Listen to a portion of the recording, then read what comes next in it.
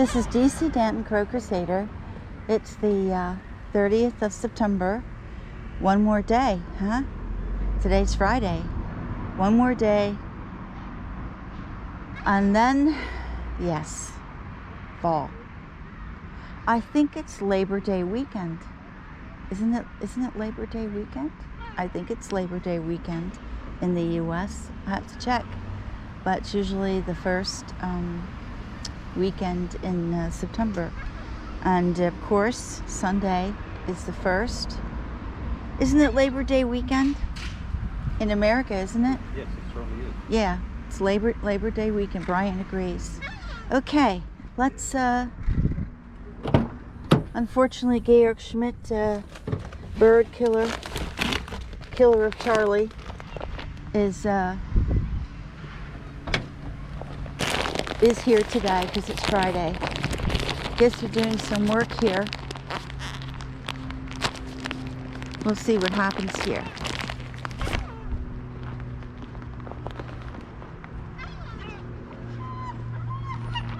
That's Seymour. That's our little Seymour. I'm going to pan over here, and once you see the, again, the high tension wire, you'll see that in the background. You see that amount of sparrows? Well, imagine several years ago that amount of sparrows stretched all the way down to Hayfley building. Solid sparrows. And this is all we have left. This is all we have left, because this is where they perch in the fall time. So it is quite unbelievable. Okay, these are our little regional local ones of this area. Okay, that shows you the diminishing numbers. It is astronomical. Okay, the amount of birds that have disappeared is just since I've been here. Well, the people here are going to get what they want, and that is total annihilation of the birds. Okay, basically.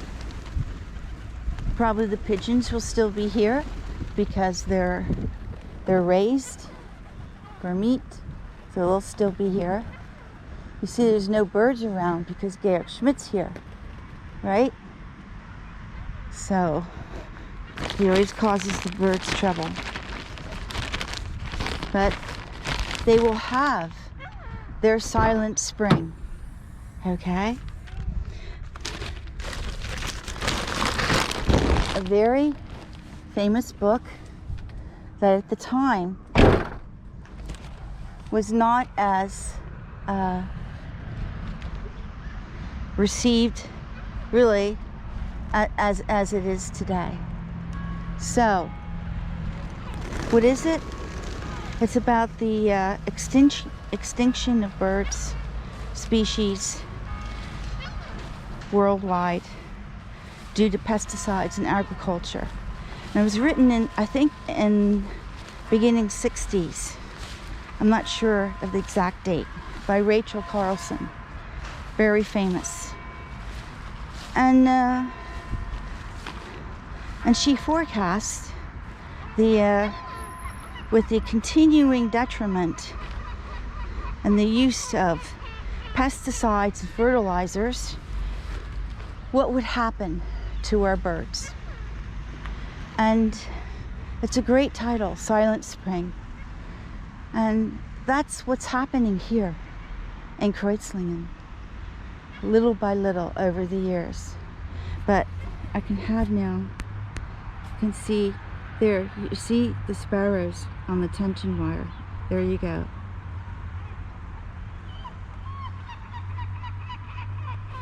You see that little bit, probably no more than 2 meters long. And that stretched all the way down to that Hayfley building. Solid, full of sparrows. And we used to have lots of them that would swirl and, you know, in their patterns across the sky here. Not huge like they have in Britain and other parts of the world that turn the skies dark, but much smaller groups, but beautiful to watch. We no longer have that. You can't have that with 10 or 20 sparrows. Okay? It's all gone. It's all gone. I remember when we lived in this building, you see this blue one back here. And that, you see the tree there with all the crows at the top. And all the sparrows roosted on that tree. They were in the middle of their flight pattern, and they roosted on that tree, and then they came out and clapped their hands, and the sparrows never came back again. They never came back to that tree again. That was the end of that. And so did the crows. At least 100 crows on that tree, all communicating. It was the most unbelievable thing I have ever seen till this day in my life. One of the most spectacular things, watching the crows and listening to them communicate. It's unlike anything I've ever experienced. And of course they came out and ruined it. And that was the end of that. That was years ago. My, how things have changed. Okay? They continue to annihilate the birds here. Nobody wants the birds. Nobody wants, when all their poisoning is done, you will have no more hedgehogs. They're in severe decline. You will have no more birds. They shoot all the foxes here. They have open season on the foxes that start in October. They'll start shooting the foxes. Even though the numbers are so far down, there are really no foxes left. But they want their trophy fur. Okay? And yeah, and this is how it goes on and on and on. And they will not be happy until the last fox is killed. In a different canton of, I forgot the name of the canton. Was it Graubünden? I forgot. It's one of the smaller, unusual cantons of Switzerland. And they shot a luchs. And there's almost none left because this luchs was killing sheep.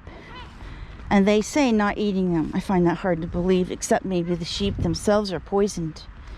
As I found out from people who work in the meat industry, of how sick and poisoned the animals are. And they're still serving that meat up to the public. You think about that when you buy your meat in the store next time. I think that's our Seymour there. Look at that. There they come. There they come. That's Seymour. Seymour grabs his eggs first. That's our little Seymour.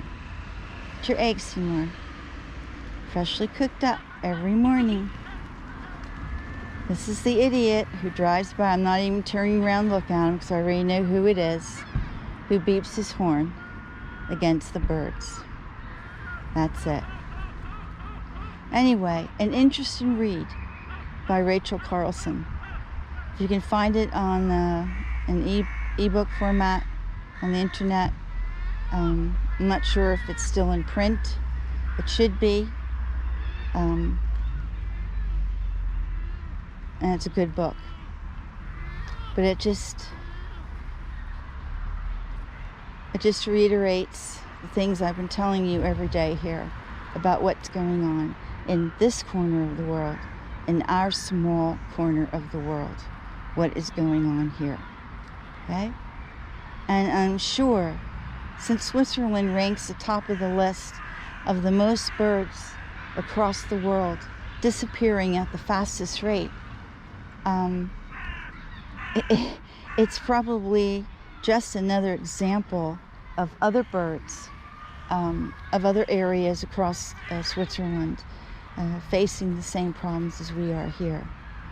This is even more sad because we border Lake Constance and we have a lot of water birds that are also being extinguished, so that are on the decline, and half of them that used to exist here are already gone. They've already disappeared. So, and all of these birds, except for these pigeons, but even the wild pigeons and wood doves are all in the decline across Europe, including crows. Any bird that lays an egg is in decline. Everyone, including crows. That is not my statistic. That is from BirdLife International. So, anyway, just food for thought. A great book. So I've been talking about it, 60, 70 years. She's been talking about it. And it's come to pass. And it will continue unless we change, unless we enact new laws to protect the birds and the wildlife. And that has to be done right away, not 20 or 30 or 40 or 50 years from now.